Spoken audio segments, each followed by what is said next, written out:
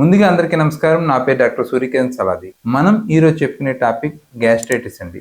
చాలా మంది పేషెంట్లు మార్నింగ్ లేసాక గ్యాస్ట్రిక్ టాబ్లెట్ వేసుకోకపోతే వాళ్ళ రోజు నడదు. సో అసలు మనం తీసుకునే ఆహార పదార్థం ఏ విధంగా డైజెస్ట్ అవుతుందంటే, తీసుకున్న ఆహార పదార్థాలు నోటి ద్వారా నోట్లో ఉన్న సెలైవాలో ఉన్న ఎంజైమ్స్ కలిసి అరుగుదల జరుగుతుంది. దాంతోపాటు అక్కడ జరిగిన అరుగుదలతో ఆహారం స్టమక్లోకి వెళ్ళిన తర్వాత అక్కడ గ్యాస్ట్రిక్ జ్యూస్ రిలీజ్ అవ్వటం వల్ల గ్యాస్ట్రిక్ జ్యూస్ రిలీజ్ అయ్యి ఫుడ్ ని డైజెస్ట్ చేయడం జరుగుతుంది అనమాట. ఎప్పుడైతే ఈ గ్యాస్ట్రిక్ జ్యూస్ రిలీజ్ అయిన తర్వాత ఫుడ్ ని డైజెస్ట్ చేస్తుందో అది స్మాల్ ఇంటెస్టైన్ కి వెళ్ళి తర్వాత లార్జ్ ఇంటెస్టైన్ నుంచి అరిగిపోయిన ఆహారం మళ్ళీ తిరిగి రీఅబ్జర్వ్ అవటం, అరగలేనిది మోషన్ ద్వారా బయటికి జరిగిపోవడం అనేది జరుగుతుంది. దీనికి లివర్ ఎంజైమ్స్, అదే విధంగా ప్యాంక్రియాటిక్ జ్యూస్, అదే విధంగా గాల్ బ్లాడర్ కూడా దీనికి సహకరిస్తాయి. ఈ విధంగా మనం తీసుకున్న ఆహార పదార్థాలు డైజెస్ట్ అవుతాయి. ఎప్పుడైతే మనకి డైజెషన్ లో ఒక ఇర్రెగ్యులారిటీ అనేది వస్తుందో అప్పుడు మనకి గ్యాస్ట్రిక్ ప్రాబ్లమ్స్ వచ్చే అవకాశం ఉంటాయి. దీనికి గల ప్రధాన కారణాలు మనం తీసుకునే ఆహార పదార్థాలు, మనం తీసుకునే ఆహారం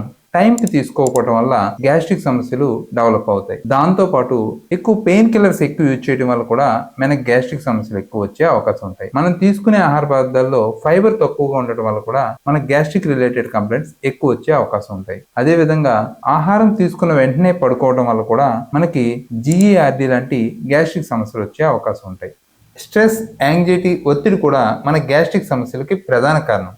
ఆల్కహాల్, స్మోకింగ్ హ్యాబిట్ ఉన్న వాళ్ళకి కూడా గ్యాస్ట్రిక్ సమస్యలు ఎక్కువ వచ్చే అవకాశం ఉంటాయి అన్నమాట. కాబట్టి మనం ఇలాంటి గ్యాస్ట్రిక్ సమస్యలు రాకుండా ఉండాలంటే ఖచ్చితంగా మన యొక్క లైఫ్ స్టైల్లో కంపల్సరీ మార్పు ఉండాలి. శారీరక వ్యాయామం, అదే విధంగా తీసుకునే ఆహార పదార్థాలు టైం తీసుకోవటం, సరైన నిద్ర, మన గట్ హెల్త్ ఇంప్రూవ్ అవడానికి ప్రోబయోటిక్స్ లైక్ మజ్జిగ కానీ కర్డ్ కానీ న్యాచురల్ గా దొరికేవి తీసుకోవటం వల్ల కూడా మన బాడీలో గట్ లో బ్యాక్టీరియా ఇంప్రూవ్ అయ్యి గ్యాస్ట్రిక్ రిలేటెడ్ కంప్లైంట్స్ వచ్చే అవకాశం తగ్గుతుంది అనమాట. ఆల్కహాల్, స్మోకింగ్ హ్యాబిట్ ఉన్న వాళ్ళు దాన్ని మానేయటం వల్ల కూడా మన యొక్క గట్ హెల్త్ ఇంప్రూవ్ అవుతుంది. ఎవరైతే ఈ గ్యాస్ట్రిక్ సమస్యతో సఫర్ అవుతున్నారో వాళ్ళకి హోమియోలో చాలా మంచి పరిష్కారం ఉంది. హోమియోలో మనందరికీ తెలుసు నక్స్వామికా 200 అనే మందు వాడడం వల్ల చాలా రకాల గ్యాస్ట్రిక్ కంప్లైంట్స్ కి ఫస్ట్ ఎయిడ్ గా ఉపయోగపడుతుంది. కానీ మనకి పూర్తి స్థాయిలో ఉన్న గ్యాస్ట్రిక్ సమస్యలు తగ్గించాలంటే అది కాన్స్టిట్యూషన్ గా ఇవ్వటం వల్ల తగ్గుతుంది. కాబట్టి అలాంటి గ్యాస్ట్రిక్ సమస్యలు మీకు 100% తగ్గడానికి హోమియో అయితే best choice. Thank you very much.